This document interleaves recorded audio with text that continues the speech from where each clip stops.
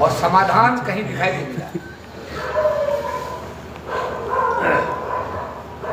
और हालत ये है कि जब मैं यहीं 30 किलोमीटर गांव में पैदा हुआ था तो कुछ भी नहीं था, चप्पल, टाई, कोट, स्वेटर कुछ नहीं था। आज सब कुछ है, लेकिन ये बिल्कुल अब अंतिम कगार पर पहुंच गया है छिनने के। कोई आदमी अपने आप को ये मजबूत समझ रहा हो कि बड़ा मजबूत है वो, मुझे लगता है वो बहुत बड़ी भूल कर रहा है। सिस्टम इतनी मजबूती से काम कर रहा है, इतने प्लांट में काम कर रहा है, दिनों रात काम कर रहा है। जब आप सुबह को पार्क में घूमते हो तो उनका सिस्टम वहाँ भी काम करता है। जब आप बाजार में सब्जी लेते हो तो उनका सिस्टम वहाँ भी काम करता है। जब आप कोई शादी ब्याह करते हो वहाँ भी काम, और यहाँ जो बैठे यहाँ भी उनका सिस्टम का कोई आदमी बैठा हुआ होगा। बात समझ में आएगी? उनका जो काम करने का तरीका है, हमारा काम करने का तरीका है फेंक देना, फिर उठा के लाने की जिम्मेदारी किसी की नहीं है। बात समझ में आएगी? फेंक दो, इतनी लंबी फेंक।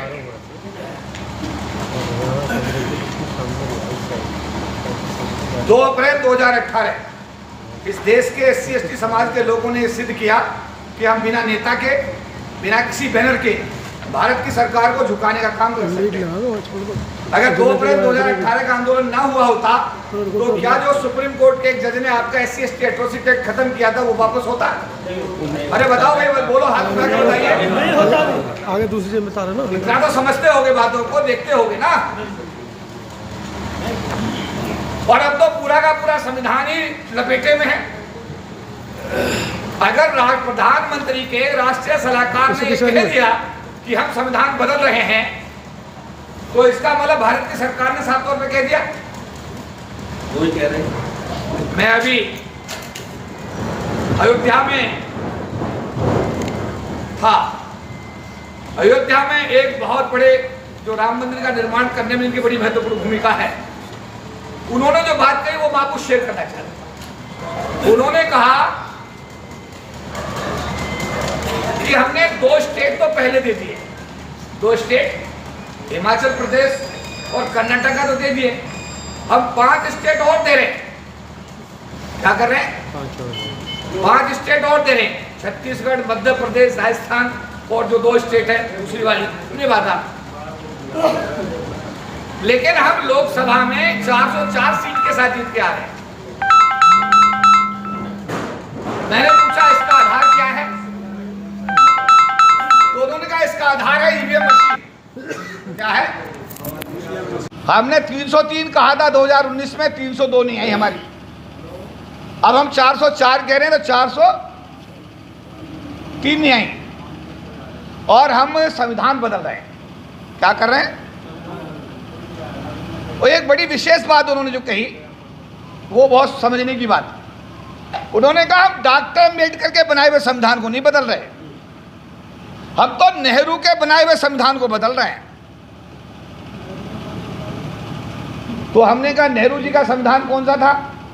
तो उन्होंने कहा नेहरू जी का जो संविधान था, धारा 370 जम्मू कश्मीर में जो लागू हुई, डॉक्टर अम्बेडकर का लिखित में विरोध है, लेकिन नेहरू ने उसको जबरदस्ती लगवाया, हमने उसे हटाया। डॉक्टर अम्बेडकर के संविधान को हम नहीं बदलेंगे, बट नेहरू के बनाए हुए संविधान को हम बदल लें। ये सारा जाल इतना सीधा सीधा नहीं है, और ये लड़ाई किसी एक आदमी के बस की भी नहीं है। 131 आदमी डॉक्टर अम्बेडकर की कलम से सांसद बन के जाते हैं लोकसभा के। मैं आपसे एक सवाल करता हूं कि क्या कोई भी सांसद लोकसभा में डॉक्टर अम्बेडकर का नाम लेता है या आपके समाज की कोई बात करता है? बताइए मुझे, किसी ने सुनी हो तो। अगर डॉक्टर अम्बेडकर राज्यसभा में भी रिजर्वेशन दे गए होते तो 62 मेंबर ऑफ पार्लियामेंट 250 में होते। वहाँ पर कितने होते हैं? 2 या 3 या 4। वो भी वो होते हैं जो परमानेंट जो है खासम खास पार्टी के, जो ऐसे चलते हैं, ऐसे चलते हैं, जो गिलास लेके चलते हैं जेब में, जो नीचे बैठते हैं, वो लोग बनाए जाते। जो लोग ऐसे चलते हैं, समझे नहीं बात? और जो कहते हैं मिस्टर, उनकी जगह किसी भी पॉलिटिकल पार्टी में नहीं। ये बात सही है गलत है? अब आपको ये देखना पड़ेगा कि 131 जो जा रहे हैं, इन्हें बाध्य करो ये आपकी आवाज़ उठाएं। और अब तो लोकसभा का चुनाव भी आ गया है, तो अब तो आपके हाथ में राइट ऑफ वोट बाबा साहब देकर गए हैं। अगर संविधान बदल गया, अगर संविधान बदल गया तो राइट ऑफ वोट भी खत्म हो जाएगा, नहीं हो जाएगा? अरे यार इसे सुनो, इसे रोक दो यार। हेलो, इससे ज़्यादा ज़रूरी बात हो रही है यार। ये क्या 40 साल हो गए काम कर देखते देखते मेरे भाई, प्लीज़ इनसे कुछ नहीं। देखिए, एक आदमी के बस की कुछ नहीं है। मैं वो आदमी खड़ा हूँ आपके सामने जिसने लाखों लोगों की रैलियां दिल्ली में की 97, 98, 99, 2000 में। एक अखबार में एक लाइन नहीं आई, लाख लाख लोग दिल्ली में बुलाए मैंने। 3 दिन लोकसभा बंद कराया मैंने। 9, 10, 11 अप्रैल 2019 को 3 दिन लोकसभा बंद रहा। समझ में आई बात? तब संविधान में 3 संशोधन सरकार को मजबूर होकर करने पड़े, 81, 82 और 85, तब जाकर तो आरक्षण बचाए। अब मेरा प्रचार प्रसार, मैं सरकारी कर्मचारी अधिकारी था, इसलिए प्रचार प्रसार नहीं हो सकता था। समझ में आई बात? नहीं, इतना काम अगर कोई राजनीतिक नेता करा दे तो हुल्ला कर देगा पूरे देश में, मैंने ये कर दिया, मैंने ये कर दिया। बात समझ में आई नहीं आई? हमारी अपनी लिमिटेशन, अब नौकरी छोड़ी है, थोड़ा अब काम करने का जो है, जो दायरा है वो थोड़ा बढ़ा है।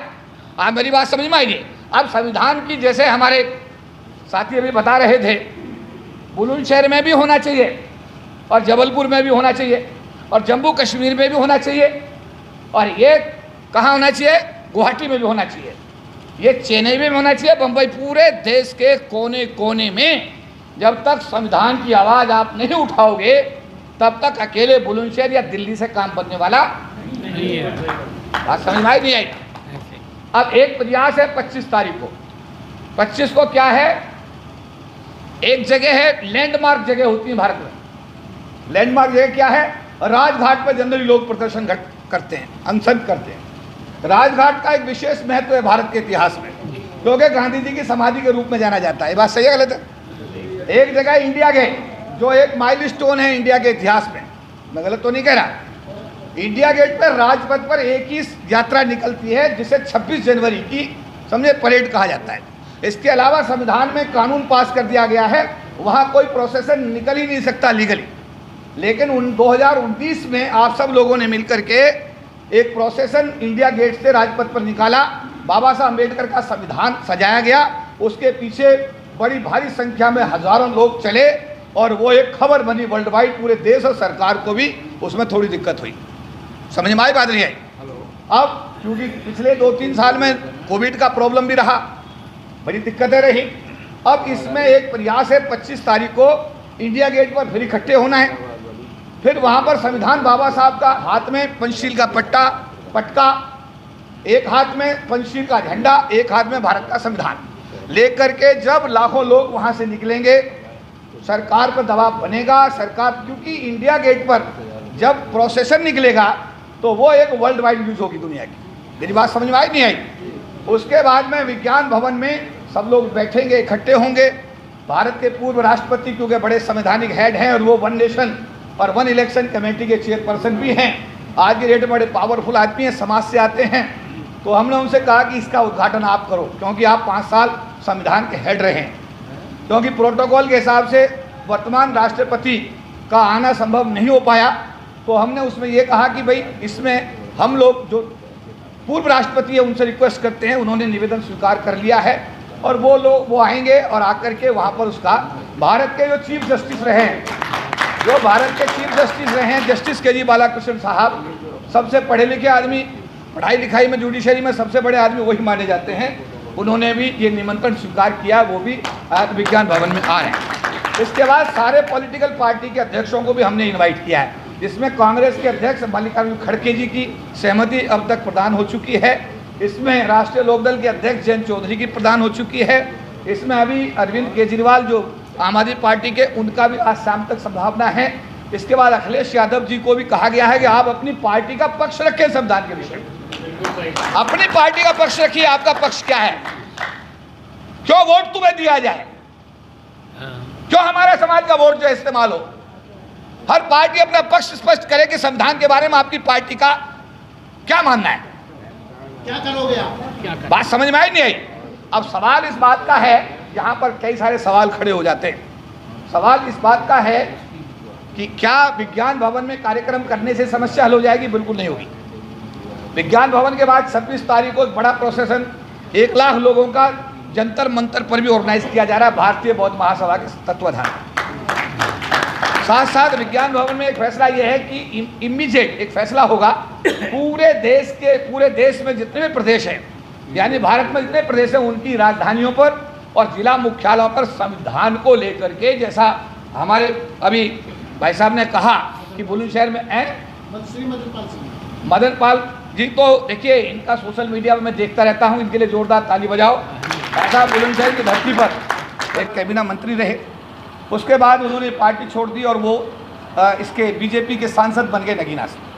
तो मैंने उससे कहा, यार डॉक्टर तुम ये बताओ, तुम समाज की आवाज़ क्यों नहीं उठाते? तुम समाज की आवाज़ क्यों नहीं उठाते यार? तुम तो अम्बेडकरवादी हो, जय भीम वाले हो, तुम तो आवाज़ उठाओ।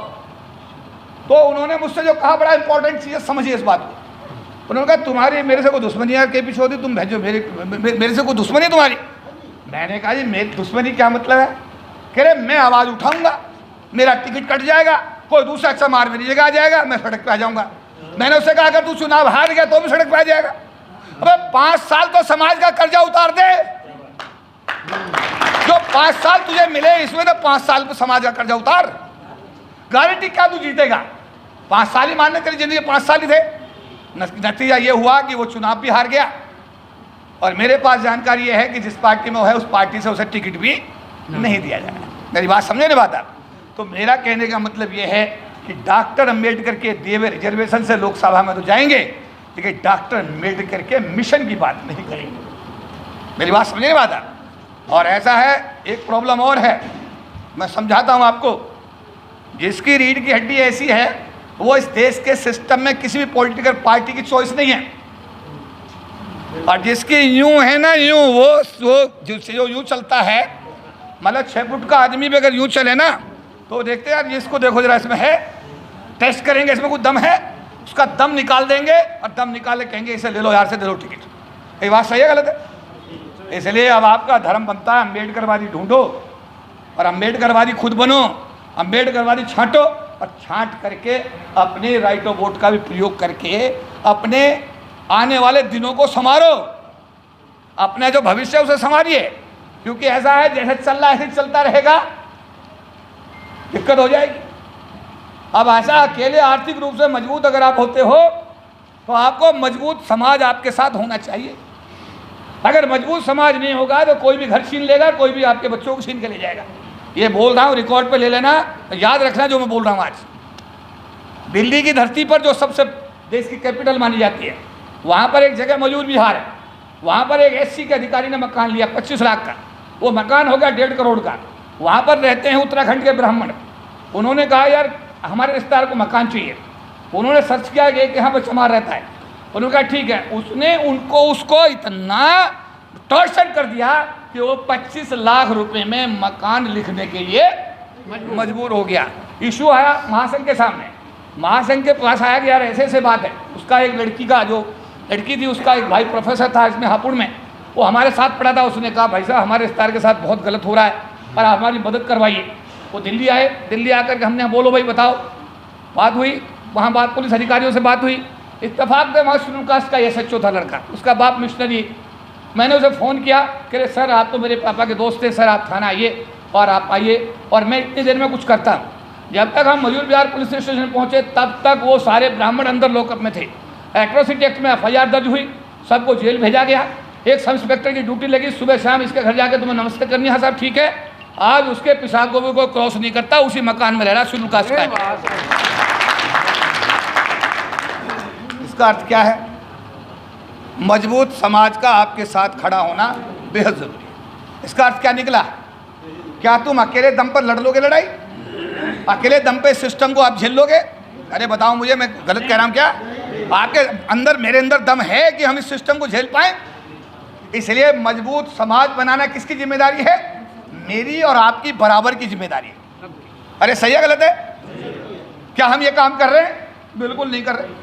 मैं कह रहा हूँ, आपसे सवाल पूछ ही नहीं रहा, बिल्कुल नहीं कर रहे। हम इसका उल्टा कर रहे हैं। कैसे समाज कमजोर हो, कैसे समाज बटे, कैसे समाज की फरियत हो, कैसे समाज बर्बादी का कगार पे जाए, हम इस दिशा में काम कर रहे हैं। आपसे एक सवाल है, ये सीट किसकी है? एससी की है। किसकी सीट है? एससी की है। इस एससी में जो बाइफर्केशन है उसमें चमारों की संख्या कितनी है? जाटवों की संख्या कितनी है? कितनी है? कितने हैं? 2,80,000। और दूसरी बिरादरी के लोग कितने हैं? लेकिन सांसद जो बन रहे हैं वो आपकी शेड्यूल कास्ट की बहुमत जो आपकी लोग हैं उस समाज के लोग सांसद नहीं बन रहे 3 साल से। जब से लोकसभा जनरल कैटेगरी से आरक्षित हुई है तब से क्या आपके अब जो बहुमत का समाज है एससी का, क्या उसका सांसद बन रहा है? मैं आपसे पूछ रहा हूँ, क्यों नहीं बन रहा? अरे क्यों नहीं बन रहा? क्योंकि तुम इकट्ठे नहीं हो, तुम ही इकट्ठे नहीं हो। उसका फायदा दूसरे लोग ले ले। तो क्या इकट्ठा होने के तैयार हो? हाथ उठा के बताओ, क्या तैयार हो? क्या आप डॉक्टर अम्बेडकर को जीवन में उतारने के तैयार हो? हमारा नेता कौन है? बाबा साहब अम्बेडकर, मान्यवर काशीराम। हमारा आदर्श कौन है? भारत का संविधान। इन 3 चीज़ों को याद रखो, चौथे की तरफ देखना नहीं है। मेरी बात समझ में आई नहीं? नेता कब बिक जाए, साला कब उड़ जाए, नेता कब ईमान बिगड़ जाए, साले नेता का तो कुछ है ही नहीं हिसाब किताब। मेरी बात समझे? रिफॉर्मर ढूंढिए, सोशल रिफॉर्मर ढूंढिए, रिफॉर्मर ढूंढो जो रिफॉर्म पे काम करते हो, जो वाकई बाबा साहब के सच्चे सिपाही हो। डरते ना हो इस देश के सिस्टम से। इस देश के सिस्टम के सामने पूरा आपकी आवाज़ उठाने का काम करते हो। उन लोगों को आपको ढूंढना पड़ेगा, उनको आपको आगे करना पड़ेगा, उनको आपको तन मन धन का सहयोग भी देना पड़ेगा, तब जा करके इस देश के सिस्टम को हम लोग कहीं, क्योंकि सिस्टम हमारे खिलाफ इतनी मजबूती से काम कर रहा है जी। 404 सीट का दावा है, संविधान बदलने का दावा है, खुला दावा है, और उसके बाद भी अगर हम इकट्ठे ना हो और हम एक दूसरे से प्यार ना करें, एक दूसरे का साथ ना दें।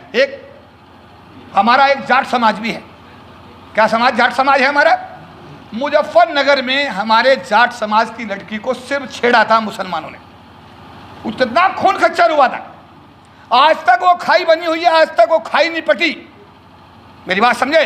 अरे हमारे समाज की बेटियों को तो 14 साल होने से 12 साल 13 साल होने उसके साथ रेप करके, उसी की चुन्नी से गला घोट करके, मार करके, उसको पेड़ पर टांग करके पुलिस अधिकारी उसमें सुसाइड का केस लगाकर उसे बंद कर देता है। हम कहाँ हैं? क्या हम उस समाज की बेटी के साथ खड़े हैं? वो समाज की बेटी के साथ रेप क्यों हो रहा है? मैं आपसे पूछ रहा हूं। अगर उसके पीछे समाज खड़ा हुआ होता तो क्या कोई हमारे समाज की बेटी को देख पाता? क्या उसको टेढ़ी नजर देख पाता? ये हमारा निकम्मापन है, ये समाज का निकम्मापन है। इस निकम्मापन को अगर आपने ठीक नहीं किया तो क्या इंतजार करोगे? मेरी बेटी का, अपनी बेटी का इंतजार करो तभी आप, क्या मेरी बेटी के साथ होगा या आपकी बेटी के साथ तभी करोगे? क्या वो जो बेटी आज जो इस शोषण का शिकार हो रही है, क्या वो समाज की बेटी नहीं है क्या? अरे मैं गलत कह रहा हूं क्या? तो बात समझ में आई? मेरा निवेदन आपसे ये है कि गौतम साहब, वेद प्रकाश गौतम जी, जाटका साहब, ये साथी हमारे मदन पाल जी और भी सारे साथी हमारे, धर्मेंद्र जी हमारे समझ बहादुर हैं जी, धर्मेंद्र जी हैं अपने, बहुत सारे साथी हैं जो बड़ा अच्छा काम कर रहे हैं। आप लोगों से मेरा यही है कि गांव-गांव जाओ, तहसील जाओ, और मैं तो आपको आह्वान करता हूं कि ये कार्यक्रम हो रहा है 26 वाला, उसमें भी ऐसे ही करो, लोगों को बुलाओ। 25 का विज्ञान भवन में जो कार्यक्रम लाओ, लोगों को लेकर आओ। तहसील वाइज 100 लोग तो लाओ, 100 लोग लाओगे, लोग देखेंगे देश में हो क्या रहा है। देखिए, बुलंदशहर है तो दिल्ली है, अंतर है ना दोनों में। और विज्ञान भवन में किसका प्रोग्राम होता है? राष्ट्रपति और प्रधानमंत्री का। और अगर आज SC ST के लोग विज्ञान भवन में अपना संविधान दिवस मना रहे हैं तो ये इतिहास है अपने आप में, क्योंकि हॉल ही नहीं मिलता। वो आज भी PM सिक्योरिटी से क्लियरेंस हुई है, आज क्लियर हुई है PM सिक्योरिटी से। NP सिंह जी गए थे, लेकर आए। PM सिक्योरिटी ने आज क्लियर किया। प्रोग्राम है 25 तारीख को, देश का सिस्टम देखिएगा। यानी प्रधानमंत्री का कार्यक्रम 26 को है, हम कैसे क्लियर कर दें? ये है वो है। लेकिन खुशी की बात यह कि संविधान की ताकत के सामने और बाबा साहब के सामने भारत की सरकार को झुकना पड़ा, और आज आपको परमिशन देनी पड़ी कार्यक्रम के। मेरा अनुरोध आपसे यह है, आपस में प्यार करो, सामाजिक जिम्मेदारी को समझो, बाबा साहब को पढ़ो, बाबा साहब को पढ़ो और बाबा साहब को पढ़ो। क्या करो? पढ़ो। कितने लोग पढ़ते हैं बाबा साहब? हाथ उठाओ। वेरी गुड, सारे पढ़ते हैं, सारे पढ़ते हैं, और अगर सवाल किया जाए तो जवाब देने में दिक्कत आएगी। अगर नहीं पढ़ रहे तो पढ़ो, नहीं पढ़ रहे हो तो नहीं पढ़ना चाहिए क्या? अरे पढ़ना चाहिए, बाबा साहब को नहीं पढ़ना चाहिए, क्योंकि उसी में सदगति है आपकी मेरी। अगर मैं बाबा साहब को फॉलो करके सर्टिफिकेट अगर मेरे गांव का ना बना होता एससी का, और मैं अगर नौकरी में ना लगाता तो नौकरी में नहीं होता, और नौकरी में नहीं होता तो मैं यूएनओ को एड्रेस नहीं कर सकता था, संविधान में 3 संशोधन करा के अपने समाज की सेवा नहीं कर सकता था, एट्रोसिटी एक्ट का पूरा आंदोलन जो 2 अप्रैल को लीड हुआ दिल्ली के अंदर उसे नहीं कर सकता था। देश के अंदर होने वाले अत्याचार में जो भी भूमिका हो सकती है, हर भूमिका को निभाने की, सरकार की नौकरी में रहते हुए जेल जाना, सरकार की नौकरी में रह के 10-10 महीने सस्पेंड रहना, सरकार की नौकरी में रह के सरकार के खिलाफ आवाज़ उठाना, ये मैं नहीं कह रहा। अपने मोबाइल खोलो, केपी चौधरी इस पर डालो इंटरनेट पे, अपने आप अपने घर में बैठ के देखो कि चौधरी केपी चौधरी साहब आज आए थे, उन्होंने जो बोला क्या वाकई ब्रिटिश पार्लियामेंट एड्रेस किया? हाँ यार ये तो कर रहे हैं। क्या बोला है? मैंने बोला अरे ये लंदन की पार्लियामेंट में जो एमपी बैठे, मैं आपसे कहना चाहता हूँ ये असली इंडिया नहीं है। इंडिया देखना है तो गांव में जाइए भारत के, जहां लोगों को रोटी नहीं मिलती, इज्जत की तो बात छोड़ दीजिएगा। ये इंडिया, ये क्या है?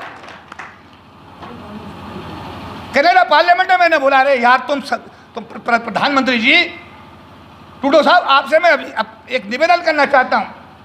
मेरे देश में जब लाल सिंह गाड़ी का ट्रक का ड्राइवर होता है तो उसके घर में कोई मकान नहीं होता, उसके बच्चे पढ़ने अच्छे स्कूल में नहीं जाते।